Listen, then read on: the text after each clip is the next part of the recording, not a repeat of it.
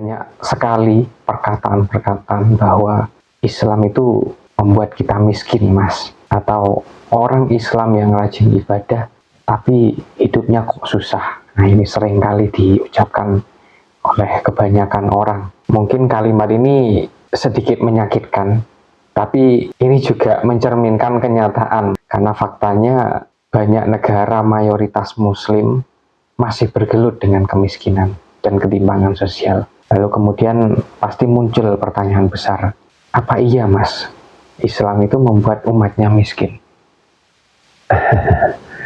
Ya, itu pertanyaan-pertanyaan yang mungkin timbul dari orang-orang yang cara berpikirnya salah, Mas Yahya. Tidak ada yang salah dengan apa yang diajarkan oleh Islam.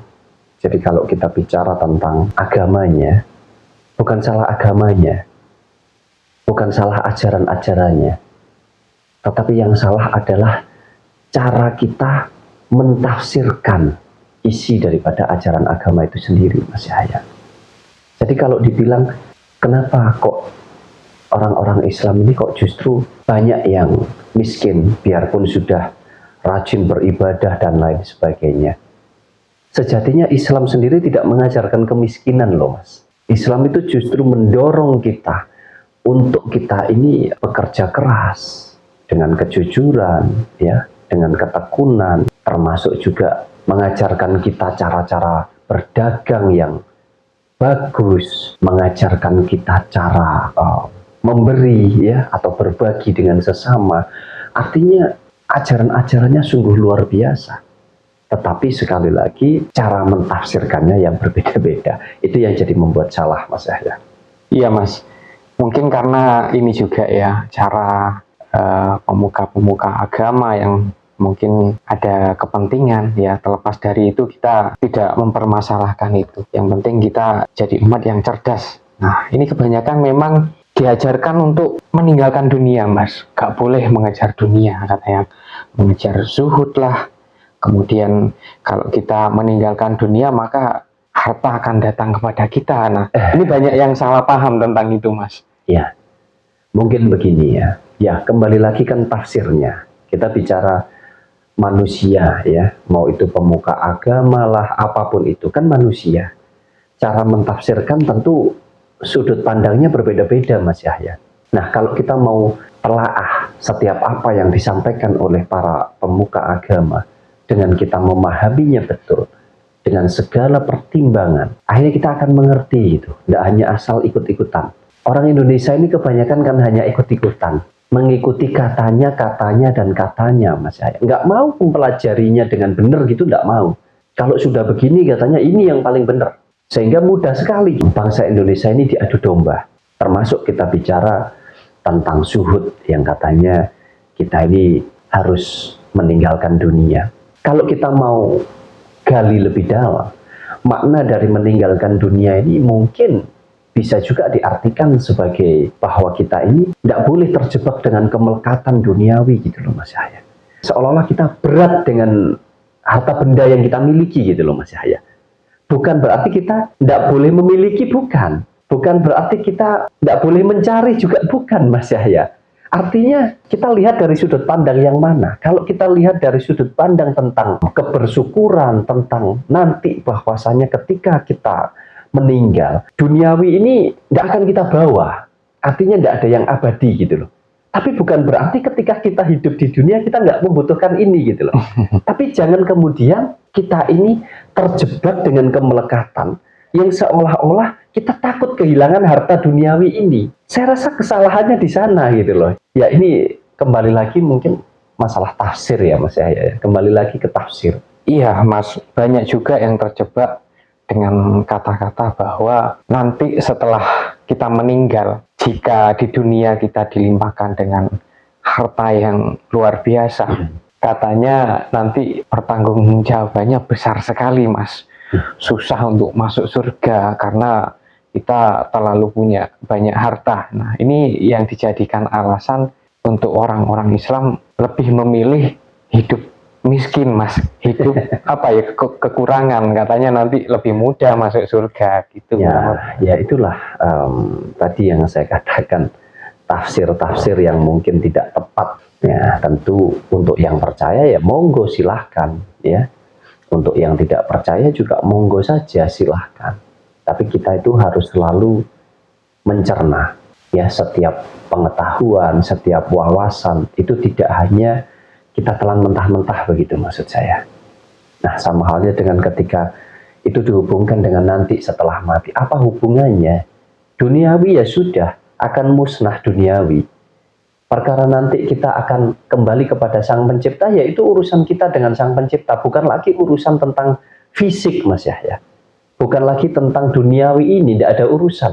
Mau kita punya harta, nggak punya harta. Justru kalau semasa hidup kita ini memiliki harta, ya tentunya harta ini kita dapatkan dengan cara-cara yang benar ya Mas ya.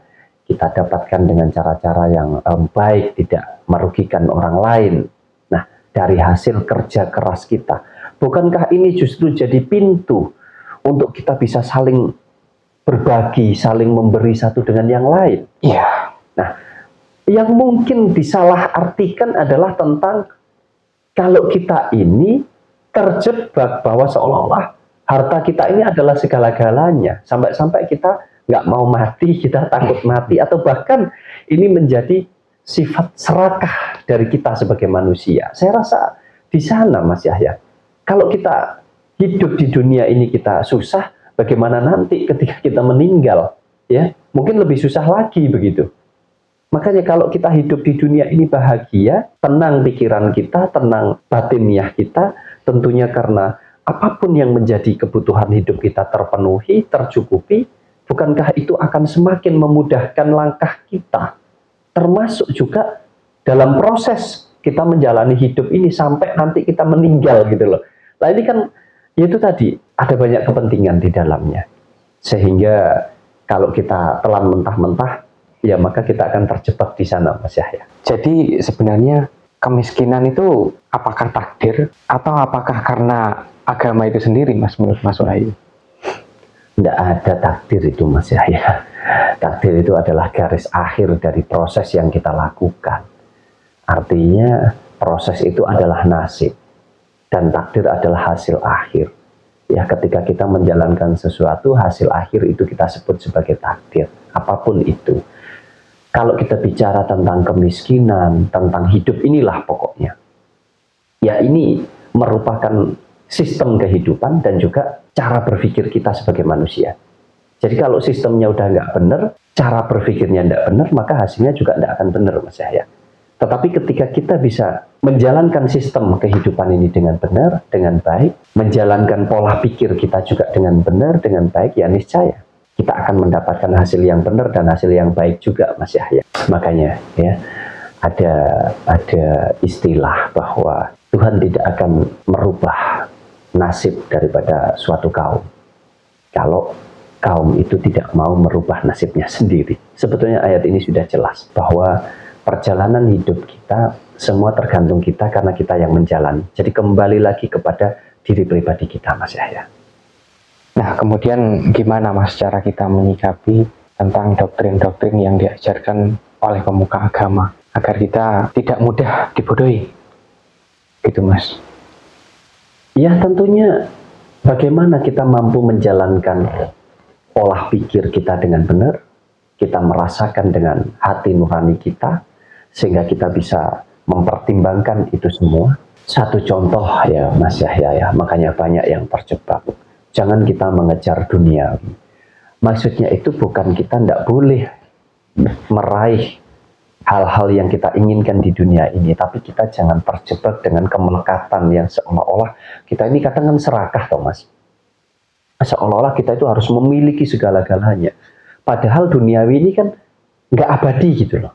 Sehingga harusnya menyesuaikan dengan situasi, kondisi, kebutuhan kita sebagai manusia hidup. Tidak kemudian terjadi pola pikir yang terjebak dengan kemelekatan yang seolah-olah duniawi ini adalah milik kita yang selama-lamanya gitu. Jadi maksud dari kata jangan kejar duniawi itu sebetulnya di sana. Jangan serakah, jangan seolah-olah ini abadi gitu. Tapi ketika kita menyadari bahwa ini nggak abadi, ini hanya sementara, maka kita akan sadar gitu. Kita akan sadar dengan kita menyesuaikan, Mas ya. Disinilah nilai kebersyukuran itu maka akan tumbuh dengan baik, sehingga kita tidak mudah terjatuh ke sana, terjebak dengan pola pikir yang mungkin salah. Nah, kita bicara ikhlas juga demikian. Yang dimaksud ikhlas itu bukan berarti kita pasrah gitu, Mas ya, dengan keadaan, dengan hal-hal yang nggak bisa kita capai gitu. Tetapi yang dimaksud ikhlas di sini adalah tentang kita itu bisa melepaskan tanpa kita harus memaksakan, tetapi bukan berarti terus kita biarkan begitu. Tapi kita terus berupaya untuk kita melakukan perbaikan-perbaikan di dalam hidup kita. Itu ikhlas. Jadi ikhlas itu bukan terjebak tentang misalkan kita memiliki sesuatu yang hilang gitu, terus kita biarkan ya sudah begitu. Tidak. Tetapi kita tidak memaksakan, berarti yang hilang itu mungkin bukan hak kita. Nah, setelah itu kita berbenah gitu, Mas Yahya. Bagaimana caranya? Kok itu tadi bisa terjadi, aku kehilangan? Maka ke depan kita perbaiki. Jangan sampai aku kehilangan gitu. Kalau misalkan kita ingin mendapatkan suatu jabatan atau usaha atau pekerjaan atau apapun itu, ketika kita tidak mampu mencapainya, kita mengikhlaskan itu. Bukan berarti kita nggak boleh mengejar itu gitu.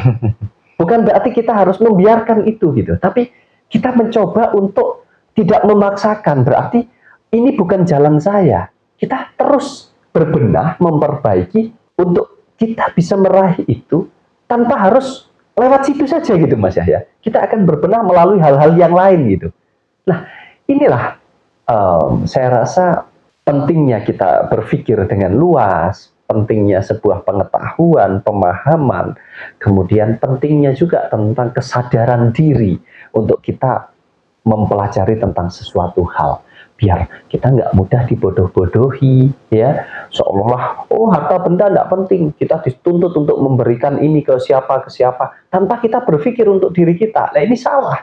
Apalagi tentang berharap nanti pahalanya besar, nanti ini, nanti itu. Ya nggak usah bicara nanti dulu lah. Minimal sekarang dulu kita nggak sampai sengsara gitu loh, maksud saya. Nah, kalau kita bermimpi, berangan-angan tentang nanti setelah kita meninggal, sedangkan di situasi ketika kita menjalani kehidupan ini, kita sengsara, kita menderita, kita dimanfaatkan oleh orang lain, tidak ketemu. Ya, ini yang saya maksudkan tentang dua hal yang berbeda, mana urusan kita dengan Tuhan kita dan mana urusan kita dengan dunia. Jadi ini dua hal yang tentu berbeda. Jadi urusan dengan Tuhan ya sudah, itu urusannya Tuhan gitu maksud saya.